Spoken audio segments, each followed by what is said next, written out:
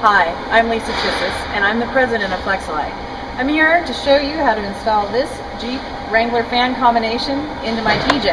So Lite didn't just manufacture this fan, we also manufactured this radiator. My grandfather founded this company in 1962 and we still manufacture here in the United States.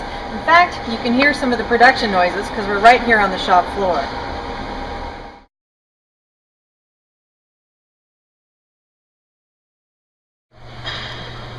So before we can take out the radiator, we got to drain the fluid that's in it. There is a drain plug on the bottom of this radiator, and be sure to catch that fluid. You can take it to your local parts store, they'll recycle it for you. Now we got to remove this top radiator hose, get it off, and then we're going to take that overflow bottle off over there.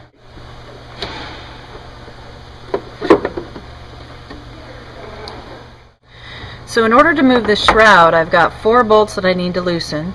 2 on each side. You see one down on the bottom, one on top, same thing over here on the driver's side.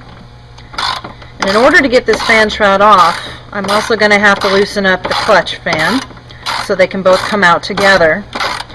That one can be a little trickier. You might need to consult your service manual on their recommendation. What's the best way to loosen it? I'm talking about this nut right here is what needs to loosen up in order for you to be able to spin the clutch fan off.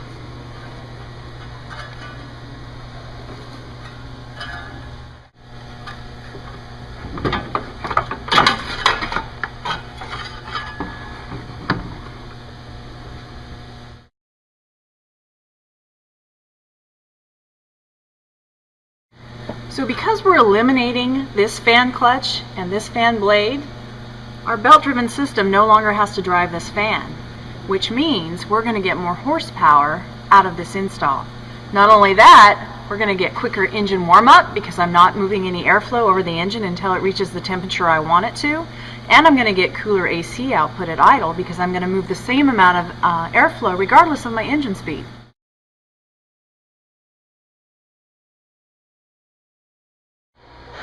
So before I drop in the radiator, I need to attach this bracket right here. You can see we use the stock bolts right here and right here, but we've also added the T-nut, which is going to go down here as well as up here. Make special note, it's important that this is flush with your frame right here so that the radiator fan will fit in there properly.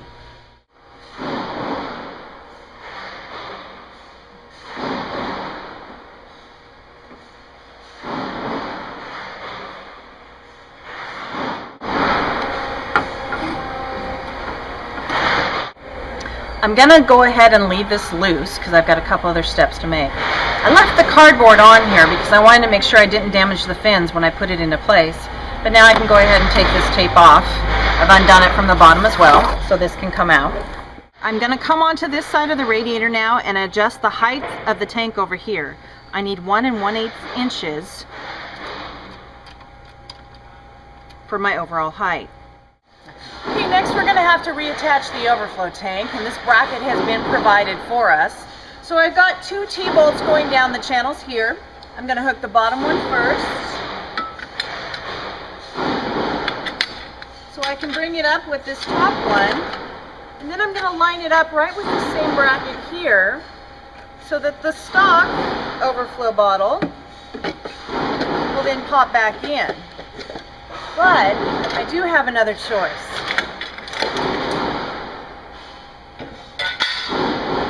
I really like the look of this overflow tank, which by the way Lite offers.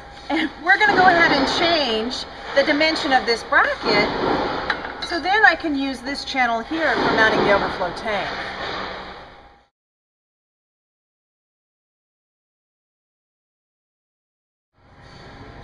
So now we're going to hook up the controls, and here's the terminals.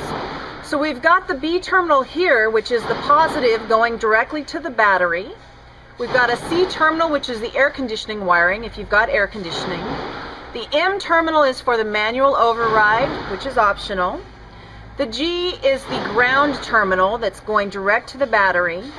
And then this is our 12-volt keyed positive source. This is adjustable between 160 and 240 degrees, and we're going to actuate it by putting this probe directly into the radiator fins. Alright, so now that our wiring is completed, I'd like to point out a couple of things. We've got 10 gauge wire that's going to the battery, and we've got a 14 gauge red wire that we're using for our 12 volt keyed source. Make sure that you're going direct to the battery with both the positive and the ground for this application.